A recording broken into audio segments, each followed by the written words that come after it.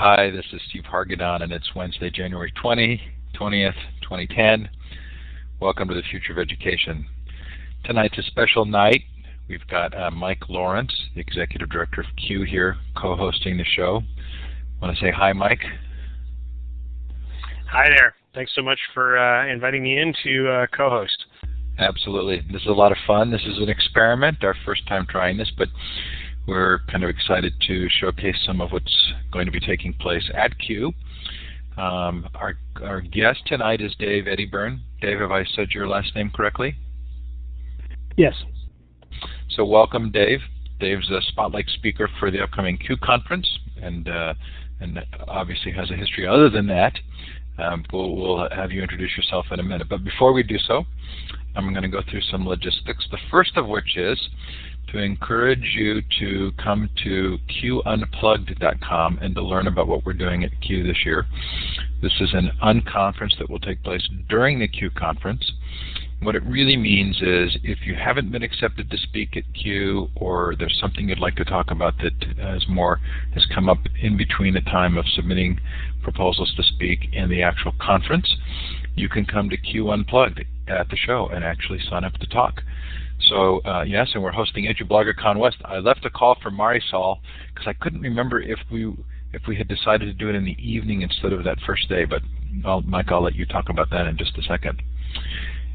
But so CUE Unplugged is a wiki where you can sign up and speak. If you've never spoken at a conference and you've always wanted a chance to do so, you get to speak at CUE. You can come sign up.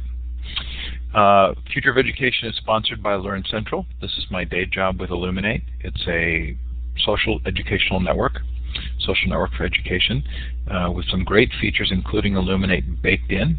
A lot of fun. Please come and join us there and find out what we're doing.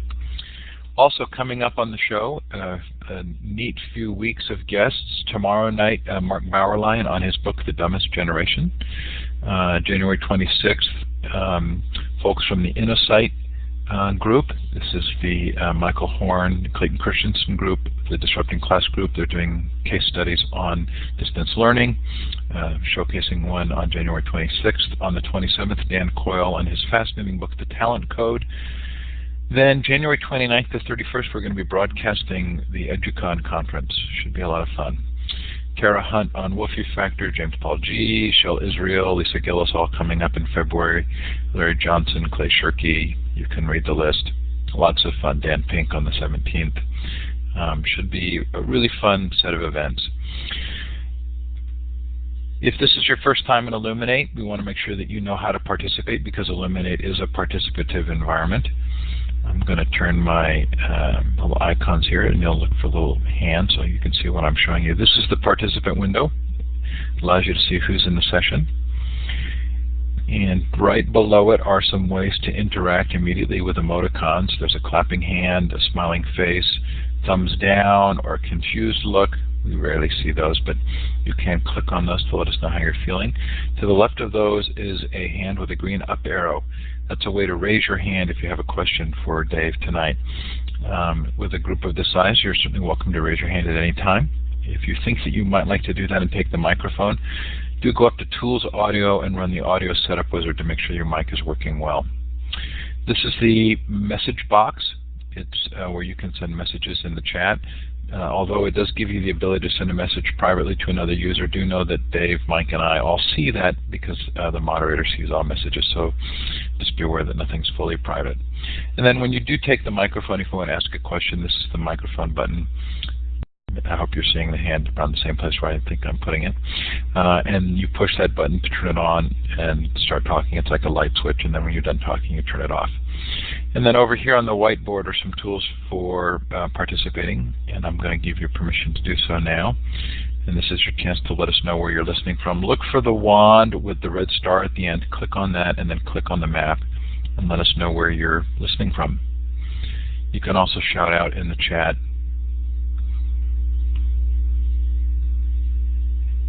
where you are, what the temperature is. Gosh, do we really have someone from China on tonight? How fun.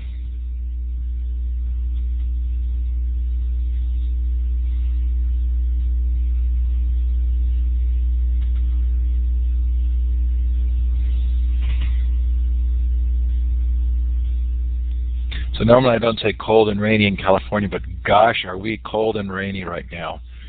So your mic is grayed out. You don't have a microphone pull or reduce unless you raise your hand and I give you the mic. So, and we'll do that when it's Q&A time. So Theo, I'm wondering if you're the one in China, so do let us know where you are.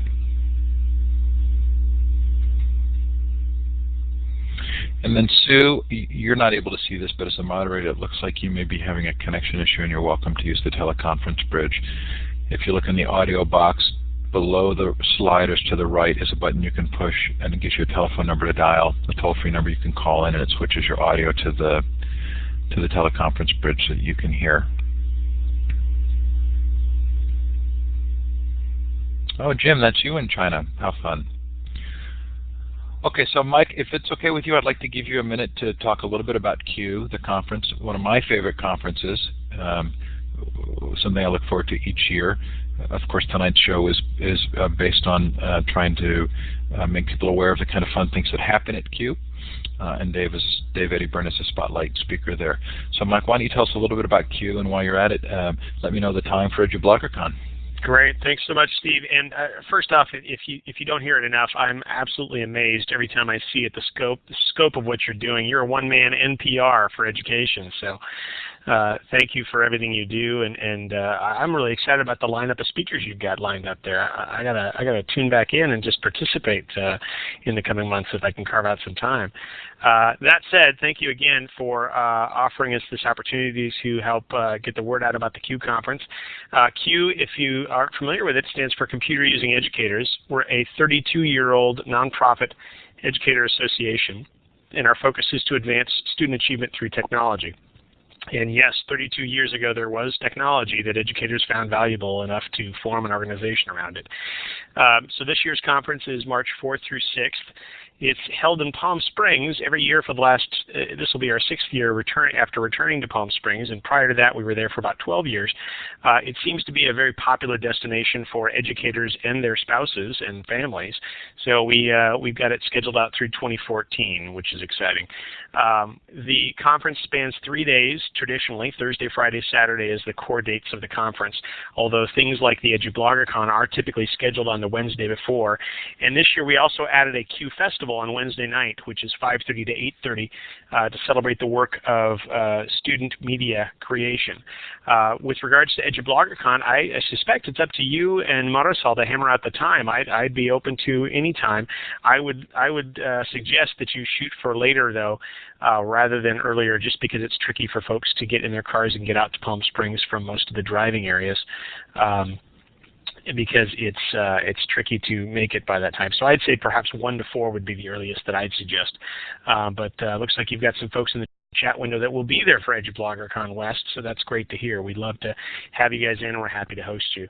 The focus, as I said, of CUE is to advance student achievement through technology, and the way we do that most prominently is this conference. It typically draws upwards of 2,000 to 3,000 attendees. Back in 07-08, we had 3,100 attendees, and I suspect due to the budget challenges many schools are facing, we saw a drop last year down to 2,500 attendees, and we suspect we'll hover around that number this year as well. But we're thrilled to be able to increase the offerings at the conference. We've done that every year, and this year is no exception.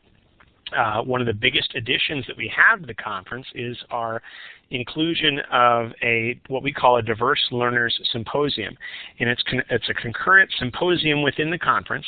There is no extra fee to attend. Everyone who registers for the conference can go to the symposium, and we invite everyone who's coming for the symposium to also come on over and attend the conference itself, at both the exhibit hall as well as the sessions and the keynotes and the other events as well.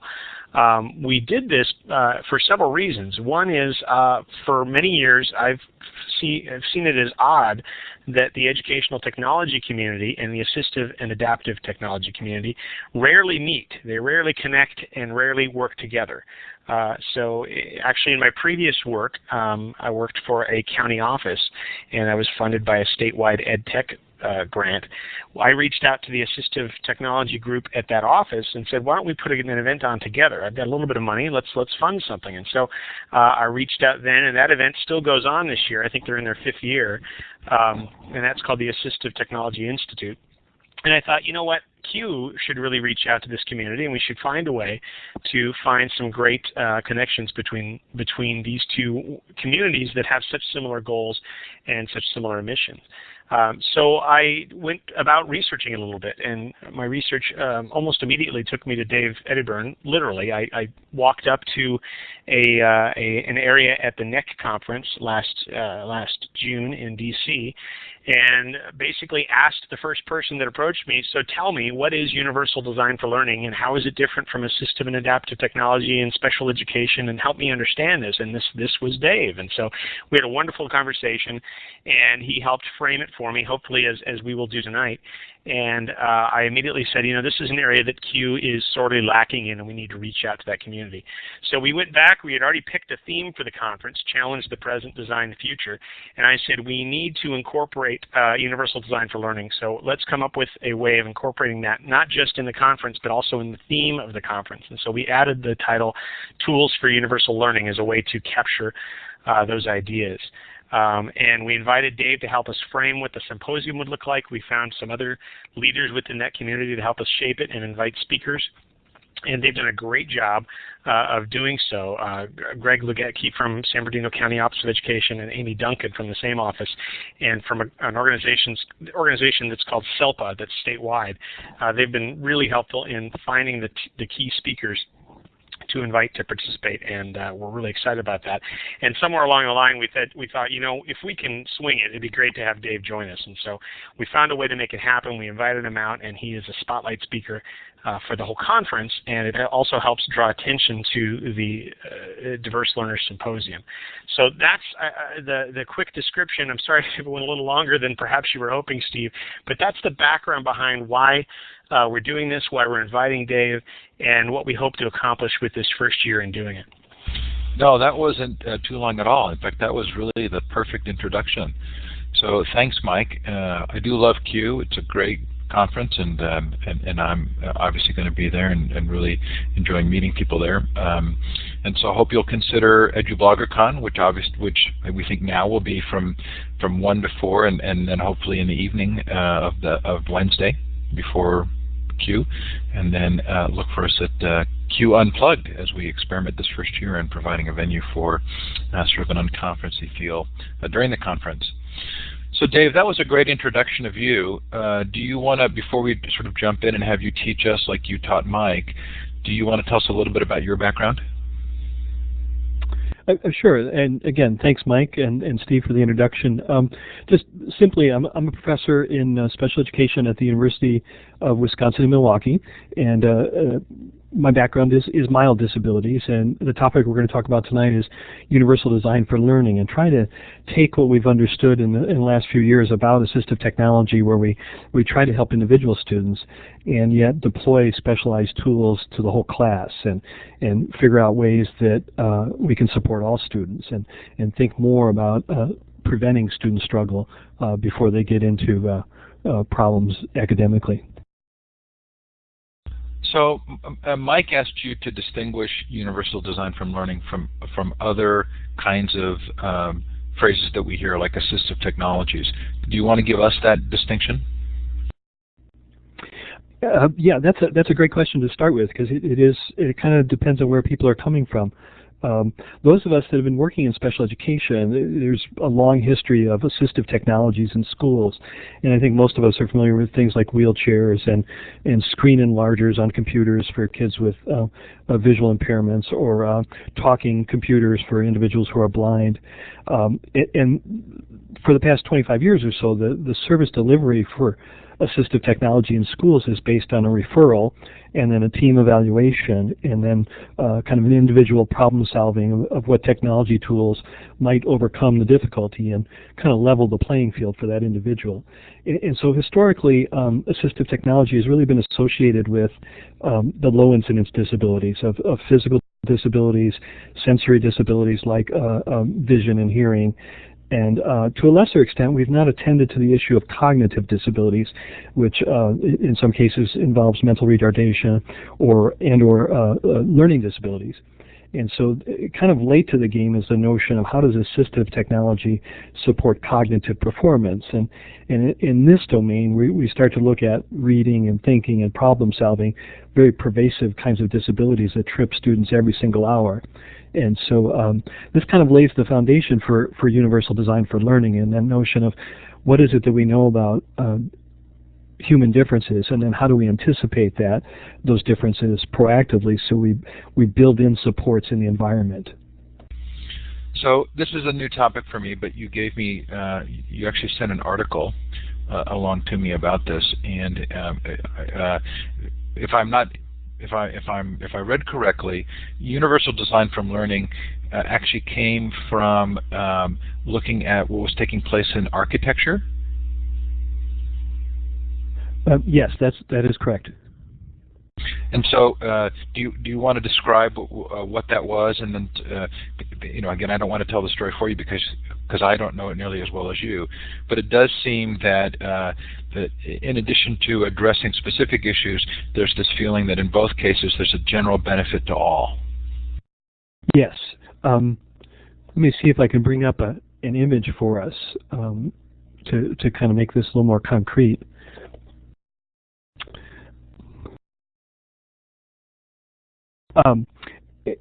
In the built environment, like architecture, one of the initial applications to universal design was something known as curb cuts. And I've tried sharing my desktop. I'm not sure if everybody can see it. I can see it. If you can't see Dave's desktop, go ahead and give us a red X so we know we can help you, but otherwise we're hoping that you can see it. And you can move that screen around and you can actually resize it. Okay.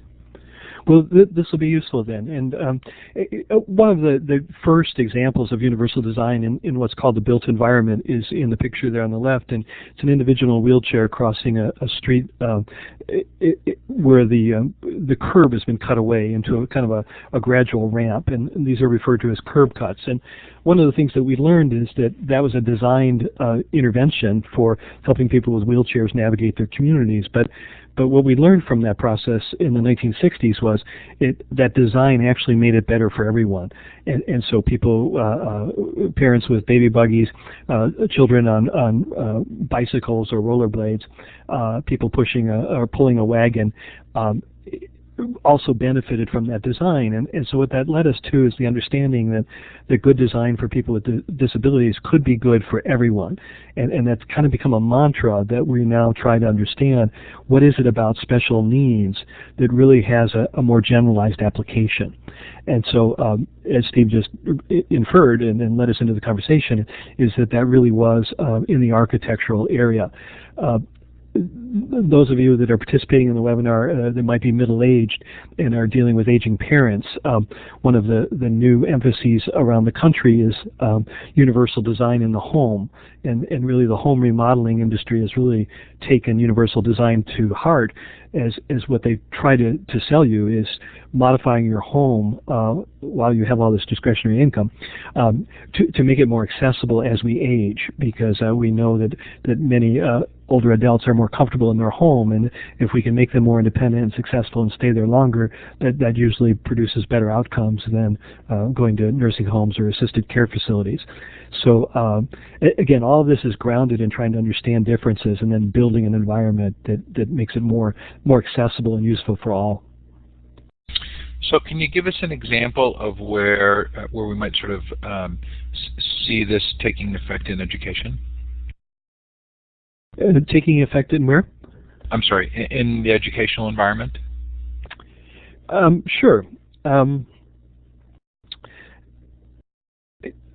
I think in many cases, anyone that's currently involved in schools knows how diverse our classrooms are, and one of the problems for teachers is that if we don't anticipate the diversity, it can be very difficult to meet a special need. And so what happens is that's often referred to as an accommodation, is that not anticipating diversity and having a special need that we didn't anticipate creates a challenge. And so one of the applications for teachers here is we're talking about tonight this universal design idea and kind of advocating for more accessible thinking and what I will argue is proactively valuing differences. If I have a blind student in my class and I didn't know that, I come to class with my print materials, all of a sudden I've created a need for an accommodation. I must send my paper material somewhere to be brailled or digitized so they could be put on the computer and spoken. And so we create this gap of kind of an unequal, inequitable educational system. Because if you have a special need, you can't get the same education at the same time as someone else. This might also apply to reading. Very often students with learning disabilities come to class not reading at grade level, and in fact maybe many grades below grade level, and yet we pass out textbooks that are at grade level or above and expect them to be able to read and process that information. And so what happens is we instantly create an accommodation need because the curriculum isn't accessible. In the world we're going to talk about tonight, trying to invent a universally designed curriculum, a universally designed classroom, we paint a picture here where accessibility is built in, and we just have to access it or turn it on or take advantage of the features. And so what the wave in this graphic shows is how our time and energy is spent differentially. And you can see the advantage of having a universally designed world is that 80 to 90% of materials would be accessible right from the beginning with just a small need for accommodation and just maybe a little need for advocacy to highlight those needs. So that's kind of a conceptual framework. I'm not sure if that really helps you, Steve.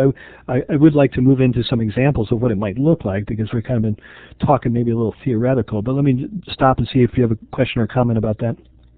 No, that's really helpful, and I would love to see some examples. Last night I interviewed Yong Zhao, who wrote a book called Catching Up or Leading the Way, a very interesting book about American education from the perspective of someone who'd come from China.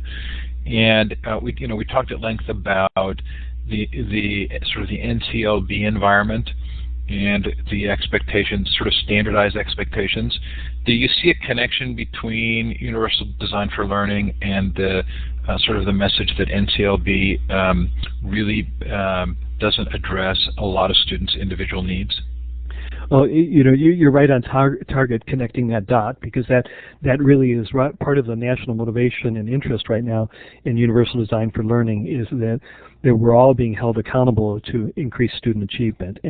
And a lot of people get enamored with the technology, and you'll see some examples when I show you, where you're like, wow, and that really does help me address diverse learners. But really, we have to start addressing the diverse learners. And part of No Child Left Behind is the AYP, Adequate Yearly Progress. And many of the schools and states that are not making it, it typically is because of students with disabilities, but also the other three groups are students of color, students of poverty, and English language learners. And right now, about 2/3 of the districts in the country right now are not making AYP. And so when you have that kind of evidence, what it tells you very clearly is what we're doing now is not successful for certain groups of students, and we really need to take the mandate of the law and rethink our practice. And because of that, the schools and the leaders that are doing that, UDL is a very timely intervention. It's very compatible with that commitment, and it gives a lot of us the how-to that we need. And for the Q audience, it's clearly grounded in technology, and so it offers us some things we didn't have traditionally in our instructional toolkit. Yeah, I think Peggy was on the show, and Peggy George, who's in the audience tonight. And one of the things that Yong says in his book that we didn't talk about in the interview, but which we brought up in the sort of the post-show, was that one of the great things he sees about American education is its ability to address diversity and to support diverse accomplishment in diverse individuals. So certainly think that you're adding something significant to the conversation here. So do you want to go ahead and show some examples? You've got a site pulled up.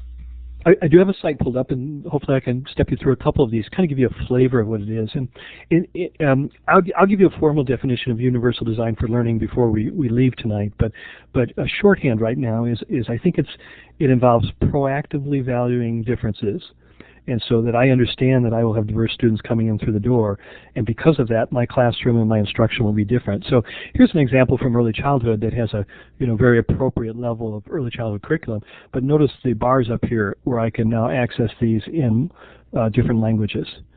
Okay, and so right now I have 4 languages that I can support early learners, and then when you go in and you look at, I'm not sure if the audio came through, but it said the letter A, and what I do is I simply interact with my page, and so this is exploratory learning. There's no right or wrong answer, but I can get more instructional by picking a different level. So we're on a web tour here, Dave. So yes. if we what we're actually seeing is we've been taken to the same site. To hear that sound, are you clicking on the actual letter A? Yes. Okay, so we can do that on our end too. So those of you who are listening, if you actually want to interact in that same way, you can click on it, and you should hear it through your speakers. Yeah. And Steve, did the URL come up in the chat window? I don't know that I actually put it in there, but I've put it in now. Okay. So my point here is that what you've got is an example of a developmentally appropriate curriculum with developmentally appropriate activities to interact. 1, just exploratory play, but 2, very when we get up to 5, it's very directive in asking us to pick a certain letter and do things. But the idea here is that here's a tool that we could use in a learning center in the preschool classroom. Here's a tool we can give to parents that they can do with their child at home, and it's got these built-in supports. You saw direction, you heard audio, you've got tiered activities, and you've got the multilingual. And so what this is saying to a community, if you're using this, is that yes, we may not have every language we need, but it's a step in the right direction. And so this is, I think, a good example to try and say what do principles look like in practice, and that's one I like a lot. I'm going to grab another URL and bring up another window here, and this next site is called Windows to the Universe, and it's kind of a exploratory of space and planets, and obviously could be used in science in different ways. I wanted to say it was for middle school, but really it goes beyond that. So let me kind of navigate in, and I'm navigating through some menus, and I'm going to pick a topic, and ultimately when I drill down to the topic that I'm interested in, we're going to get a, whoops, wonder what happened there. I wasn't able to see what happened. Did you get taken back to the home page somehow? Yeah, it kind of maybe kicked us back, or maybe something I did, but let me try this again. Here we go. Once we drill down, we get a page of some amount of text and a graphic and something. But I want to bring to your attention here the 3 bars at the top, and it drops us on the intermediate page. But if I click on the Advanced tab, it typically will present us with similar information in a smaller font. And on many pages, it puts more information in that same space. If I click on the Beginner, it usually uses a bigger font and removes. Now, this particular page, it was pretty comparable. But the idea here is by tiering these web pages, we're asking the students to go in and find out which page is just right for them. If I don't know a lot about the topic, or I'm not very interested, I can go to the beginner page, get the core information. But if I know I want to major in this in college, I can go to the advanced page and have lots of resources to do this. So again, the notion of tiering curriculum is a very exciting way of trying to support students, because what we do control in classrooms is time. And with a fixed amount of time, we're not going to be able to get everybody to high performance. So we may have to make some adjustments to the curriculum. The other interesting thing about this website is, notice the sun over here and the real-time multilingual translation is that any page can be toggled to Spanish or back to English. And so again, here's another commitment to diverse learners, because we are presenting them with a multilingual curriculum and then just giving them the choice to toggle back for whichever primary language is most helpful. I find this to be a very inspirational example, and one of the things I'll talk about at the Q conference is a tool we've been working on and hope to have available later this year commercially that will allow teachers to make accessible, tiered, talking, multilingual web pages to kind of use this principle in a way of customizing curriculum for their classroom. Ooh, I shouldn't have closed that page. Next up is a website that allows us to deal with the accommodation that we were just talking about. And so let me see if I can actually go back and get us some text here.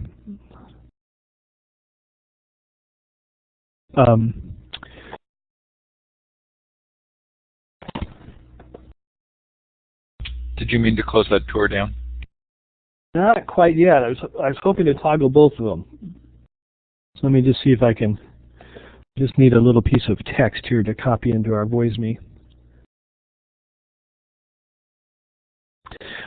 We talked earlier about the model that I showed you about text that wasn't accessible.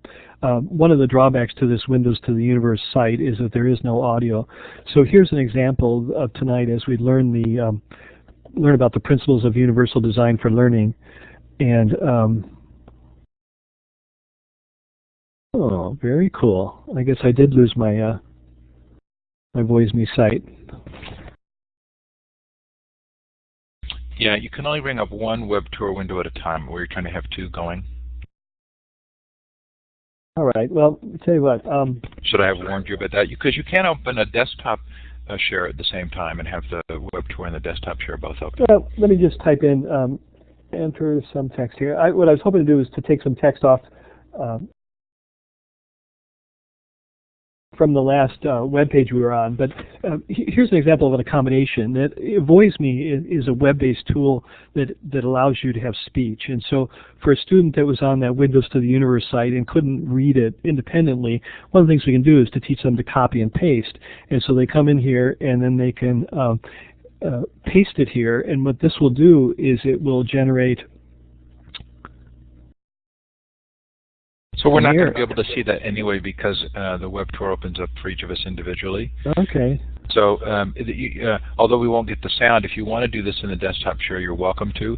But I think we understand entering the text in here actually allows the creation of an audio file. And they can listen to it right on the computer, or the key point here is that they save it to an MP3 and they can have it. But here's one of the design tools of how we could, in an accommodation model, provide text-to-speech for any student that might struggle.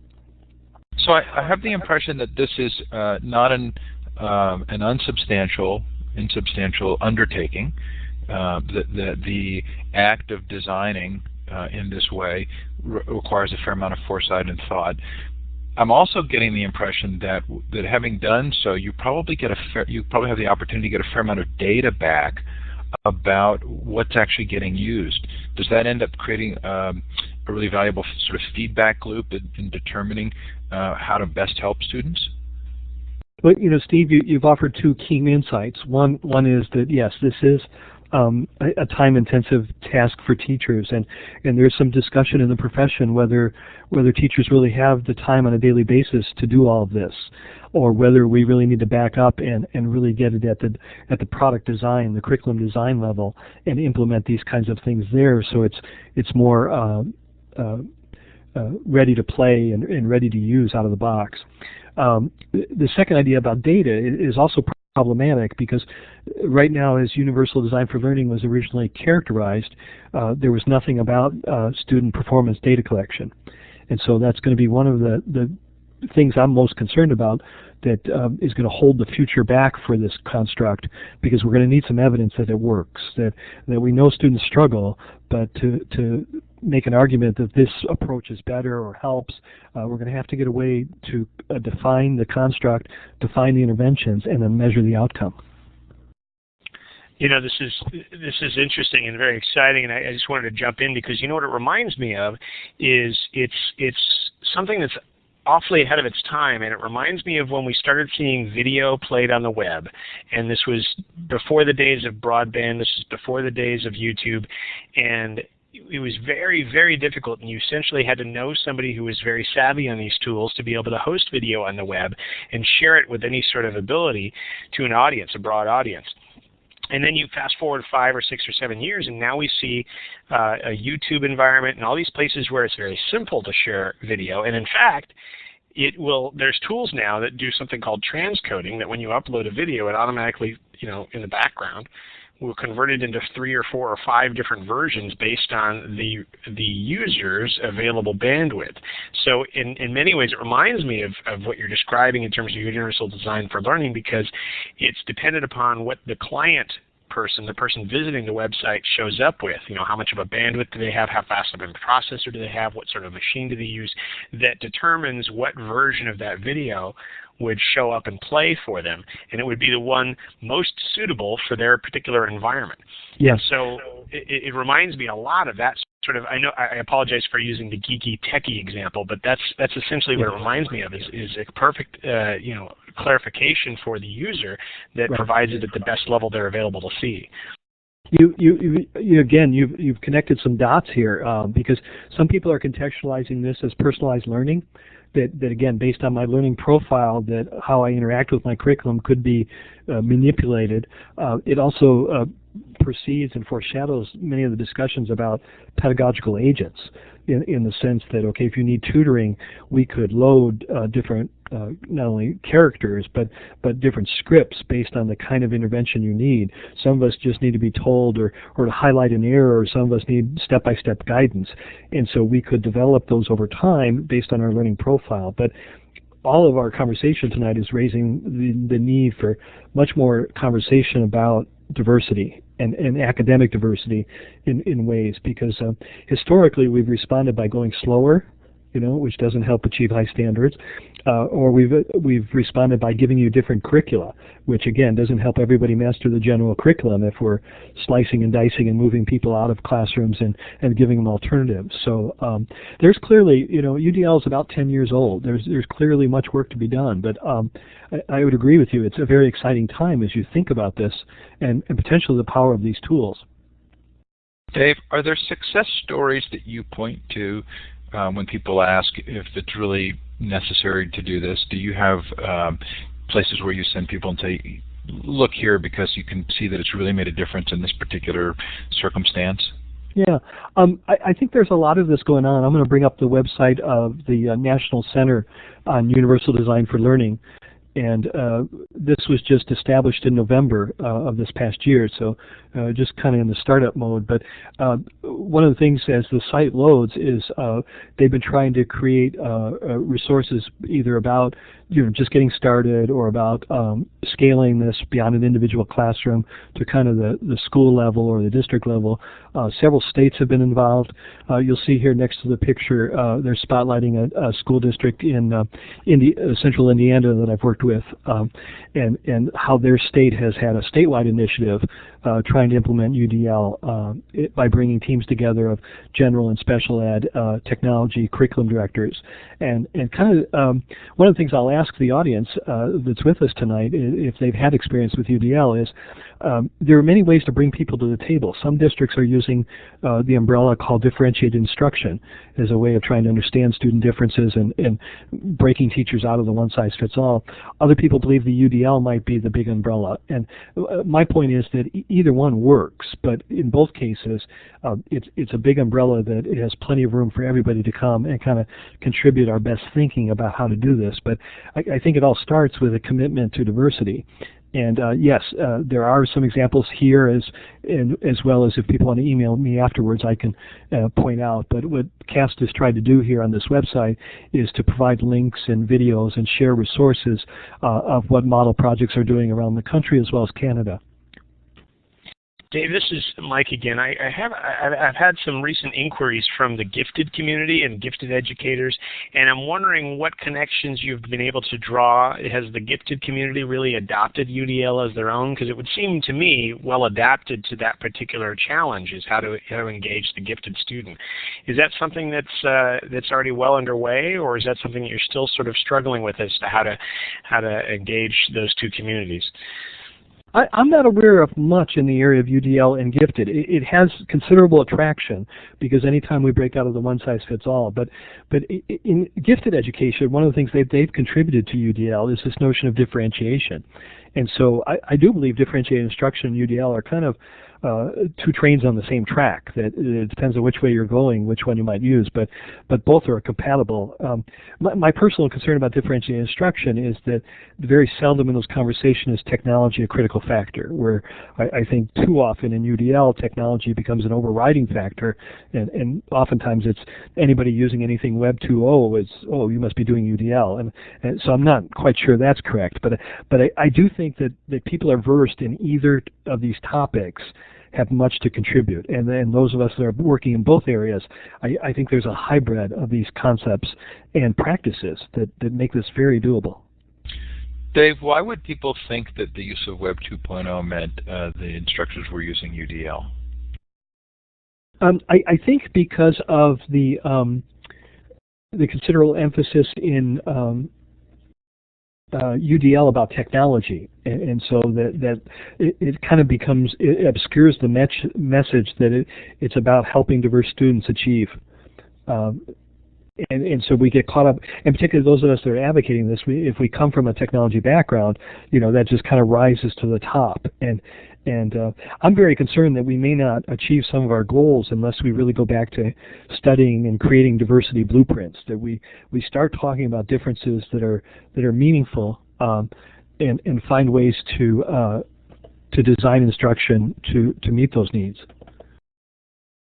Is there anybody in the audience tonight who was on the session last night who's seeing this connection with Yang Zhao's material? Am I putting words into his mouth, or in fact, is this diversity message there in both cases? Very fascinating to me. Okay, so where would you like to go next? I guess I'm trying to open up one more resource for you, and let me just try a different way. See if I can open up an Acrobat and then do my proper share. If you open an Acrobat, you should be able to then here we do go. A desktop share. Here we go. Here's a graphic that really impacts my thinking and is very compatible with what you were just talking about.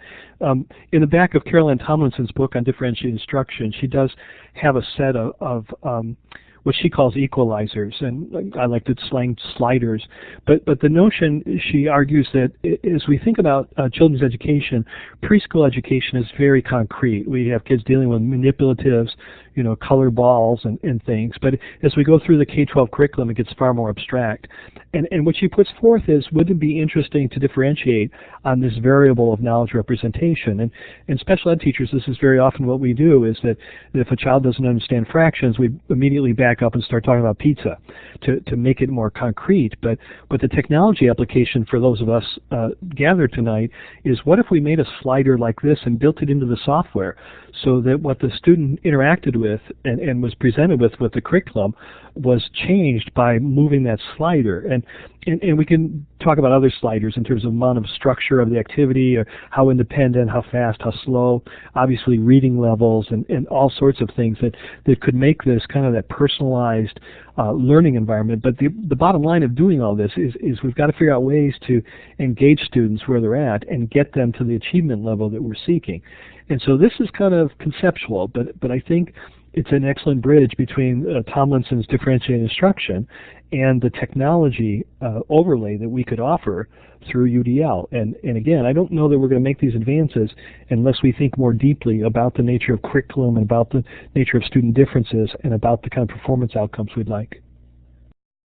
So am I hearing you correctly if I were to state that UDL is not necessarily about technology, but the technology holds the potential to substantially allow us to do some things in this area?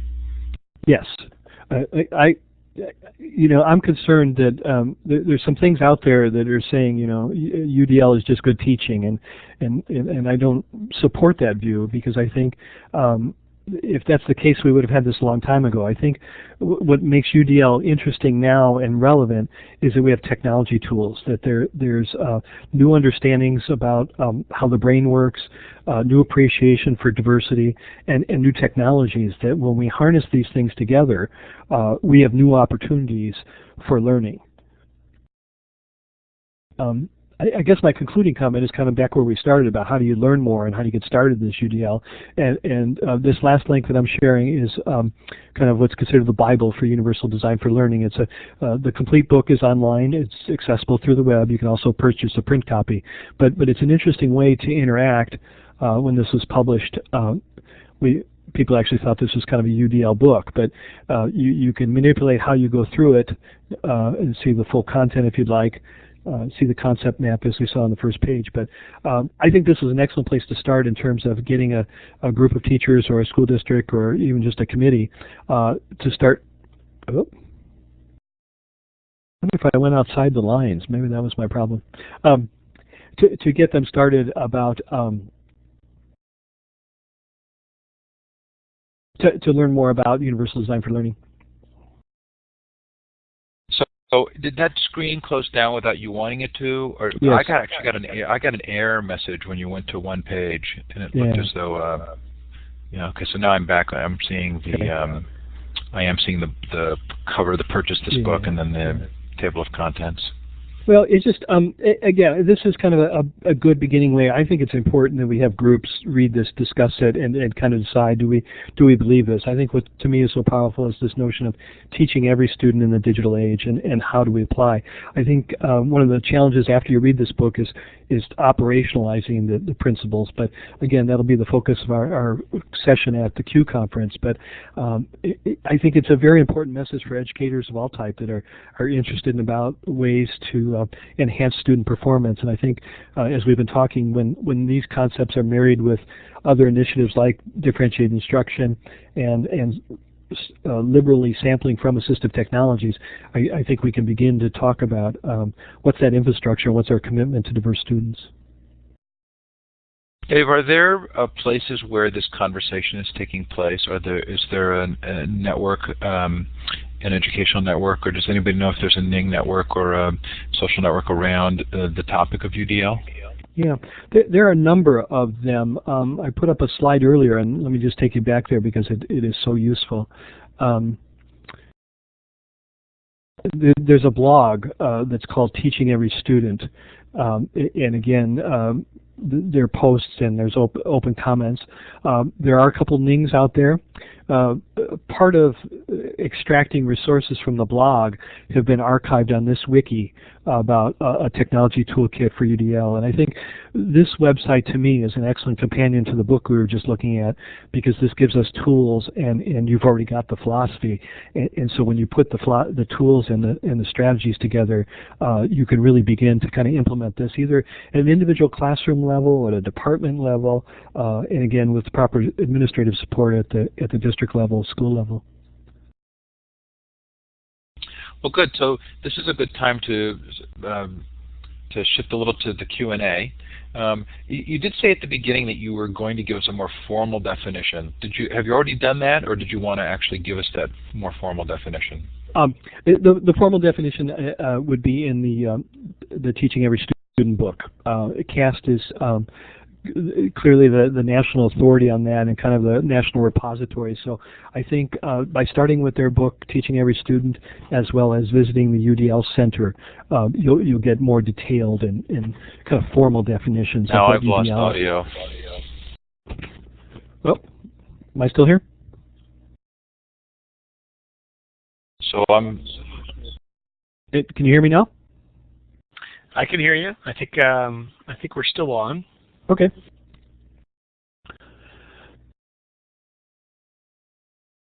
Well, should we go to Q&A? I wasn't able to really monitor the chat window while we were talking, so maybe you have some questions that came in, or this will be the time to open it up. Yeah, I think that'd be great. It looks like just Steve lost audio. We've got a question. One person's raising their hand, and we'll see if we can go to, is it Feo? You've got a question? Is your microphone working now?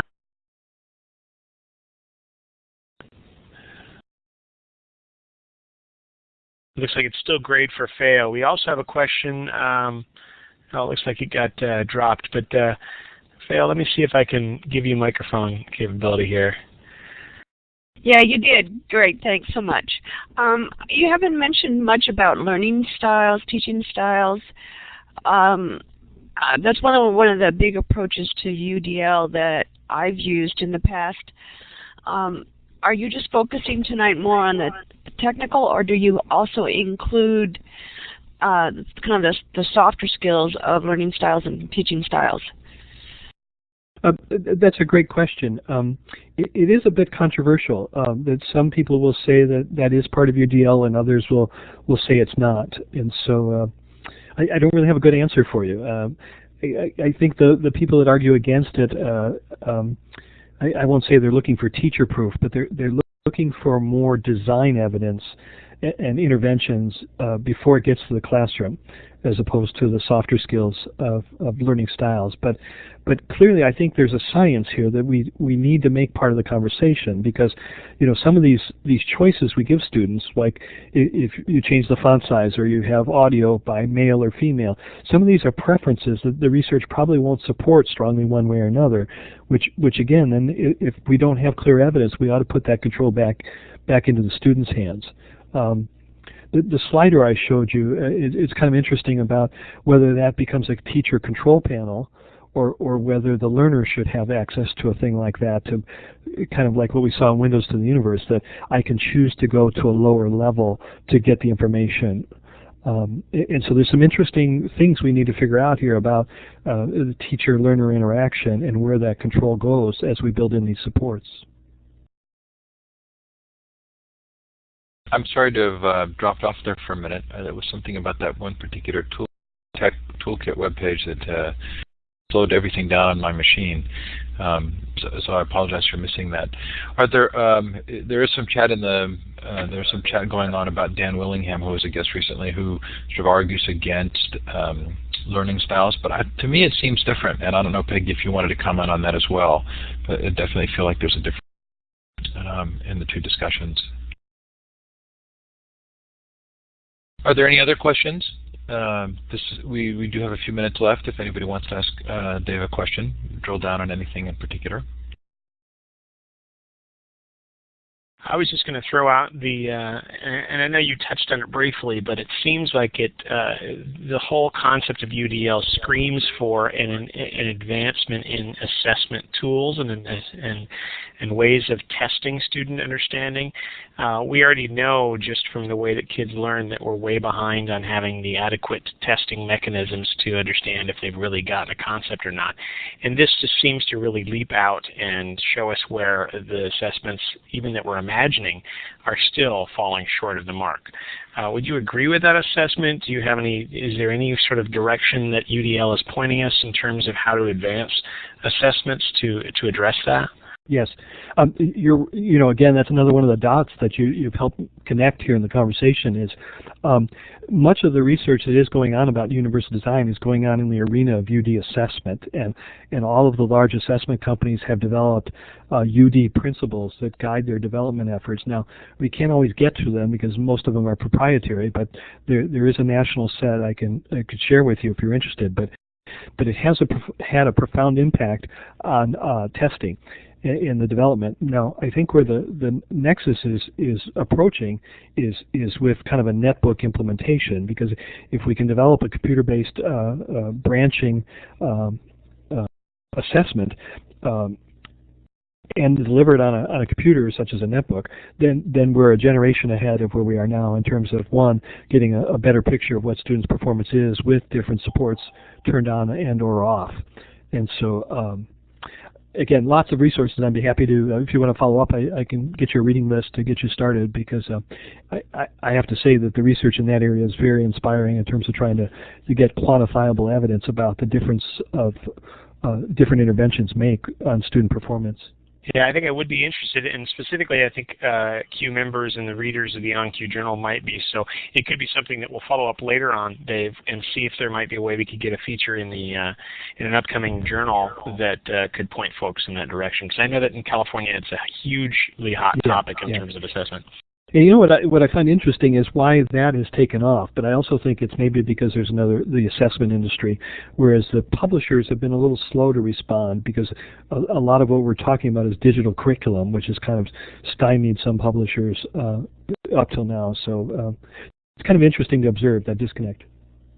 Dave, is there a connection between the work that's done in gaming and creating games in such a way as to draw users in and universal design for learning? Yes. Yeah, I personally believe so. Again, the gaming community is becoming much clearer about principles and practices as they understand what engages a child to sit for an hour and work through multiple levels. And I find that literature very inspiring as we try to think about digital materials that are engaging and interactive and not just PDF reproductions of their print material they have now. So, again, this opportunity to connect dots is this is still a fledgling field, and I think there's lots of room to bring in science from other areas that apply to these problems. Theo, did you want to take the mic again? You raised your hand. Yeah, thank you. I teach at a community college, and I would say that the percent of my students that are most challenged and need UDL have no access to computers. And we're focusing on the digital and the technical tonight, and I've bookmarked the other UDL sites, but we still have to remember that the majority of our students that need the most help are those who have the least resources for the technological or digital.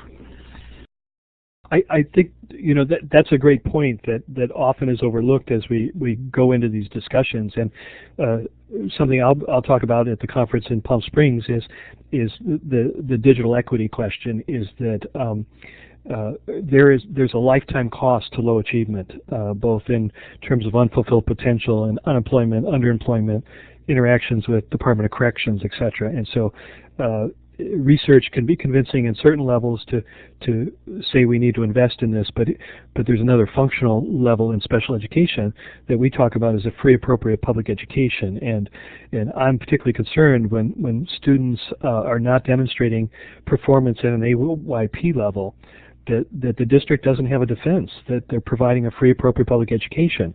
And so one of the questions we have to ask is, what is our commitment to our lowest performing students? And if these tools are available and empower and scaffold performance, why are we withholding the technology? And now this may become a moot point here with the price point of netbooks. And again, that's not an immediate answer for class tomorrow, but my sense here is that when students have these tools, they are very empowered because they've never had that sense of independence and success in traditional print environments. And so I think there's a very important conversation to have about what is our commitment. We say we want all students to achieve grade level standards, but are we supporting it with kind of the tools and resources that would allow them to do that? So, Dave, I'm going to clap for you here because I think you've done a terrific job, and I'm personally going to look forward to connecting with you at Q. I want to remember to connect you with Larry Ferlazzo, and if you don't know Larry yet, he's in California and has done a lot of work with providing computers for low-income families, and I think you're going to find a connection there as well. But what a great introduction to this topic, and I sure appreciate it. March 3rd, the afternoon of March 3rd is at BloggerCon, the social media unconference for educators. March 4th through 6th at Palm Springs with Dave as a spotlight speaker. Also Q Unplugged during the 4th through the 6th. If you haven't spoken at a conference before and want a chance to, go to qunplugged.com. Dave, thanks again. Thank you, Dave. Oh, thank you for everyone that participated. Mike, the other point I was just going to throw out is I shared it in chat, but you mentioned Young Zhao. We were thrilled to have him accept as our keynote speaker at the Leadership 3.0 Symposium that Q hosts with AXA, and it's going to be April 15th through 17th this year, and it'll be at the Santa Clara Marriott. I put the URL in there, but it's lead3.org. So for those of you that were listening to him yesterday, that may be an opportunity for you. We don't yet know whether we can capture that keynote and post it on the web, but if we can, we'll certainly ask and do that for the Q membership as well as the AXA membership out there. But it seems like there might be some linkages. But Dave, it's been great hearing your voice again. I'm absolutely thrilled to get to share your wisdom and expertise with the Q audience and make sure that they're aware of what's happening in the exciting world of UDL. Yes, thanks, Dave. Thanks, Mike. Really appreciate your doing this. A lot of fun to participate with Q in this way. Marsh is asking, will the presentation be archived? Yes. Within an hour, it will be up on the futureofeducation.com site, and by tomorrow, the MP3 file and the chat log will be up as well. So thanks for joining us. Go ahead. If I could jump in, Steve, I got a little bit of exciting news here that I think would be a perfect opportunity to share at this moment if we could. For those of you that are aware, Q has a series of awards that we offer to our members and to friends and colleagues that are working in this educational technology space. And Steve Hargadon, as you all well know, is a champion in that space. He was nominated by one of Q's affiliates for an award, and until this moment, he was not yet aware whether he had gotten that award, and I'm thrilled to be able to report that Steve will in fact be Q's winner of the Technology and Learning Leadership Award, and we'll be acknowledging him in Palm Springs. There's a letter that's winging its way towards you, Steve, with this wonderful news, but I'd much rather share it with you in person. So congrats to Steve. You're certainly deserving, and it's nice to be able to recognize you in this way. Oh, that's a lot of fun, Mike. I don't even quite know what to say. I don't want to steal Dave's thunder, but it's appreciated, and thank you for considering me, and I really appreciate it. And Dave, thanks for coming on tonight. You've helped educate me, and I really appreciate it, and we'll look forward to seeing you at Q. Thanks, everybody, for coming tonight. Thank you, Steve. Thanks, everyone. Thanks, Mike. Thank you. Okay, so Dave, feel free just to log off. If anybody would like to stick around for a few minutes, we'll have a post-show chat. But I actually personally don't have too much time tonight, but we'll do that for a couple of minutes. When you are done, just go ahead and close the window down or click File and Exit. All right, like you, I've got to head out. Family's eating dinner, so thank you again, Steve, for making the time available. Thanks, Mike. Thank you, Dave. Take care, all. Thanks. Bye, guys.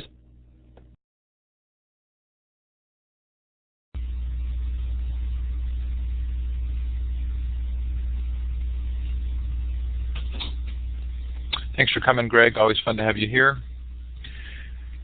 Leonard, we didn't hear much from you, but saw that you were there.